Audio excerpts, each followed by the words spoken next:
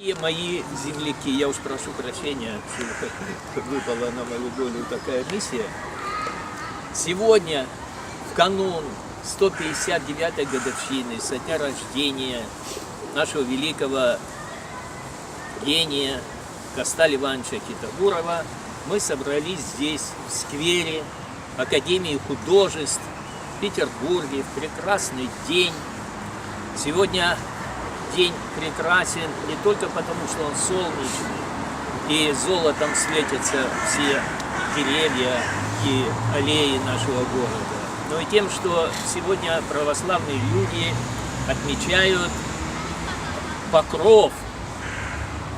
Известно, что Божья Матерь, ее уделом был Кавказ, потому что Иисус Христос всем своим ученикам дал, направление, куда они должны были нести его учения, а своей матери, Божьей Матери, ее уделом был Кавказ. И вот надо же случиться так в истории, что в канун этого прекрасного праздника Покрова Божьей Матери родился Косталь Иванович Китагуров. Вчера здесь представители нашей осетинской молодежи провели субботник. Здесь мы сгребли листья, немножко вот здесь вот тоже вокруг постамента привели все в порядок, помыли сам памятник. Вот человек 12 было, дай Бог им всем здоровья, молодцы ребята. А сегодня мы вот в таком небольшом составе пришли к памятнику нашего гения. Памятник этот работы осетинского скульптора Владимира Соскиева. Поставлен он был в 150-ю годовщину со дня рождения Коста в 2009 году, в ноябре месяце. Уже здесь снег лежал. Но разные мнения по поводу, так сказать, самого памятника, кому он нравится, кому он не нравится.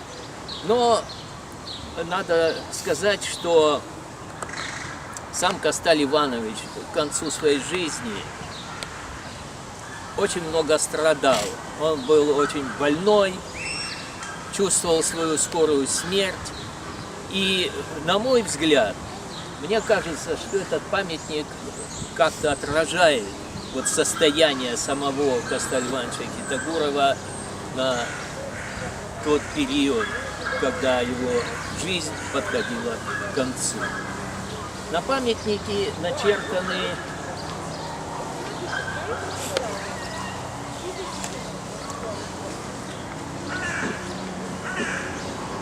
великие стихи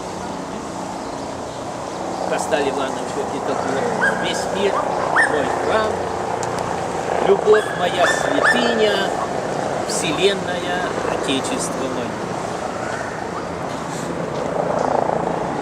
Жаль, конечно, что среди нашего землячества, оно насчитывает около 6 тысяч человек в нашем городе, в Петербурге.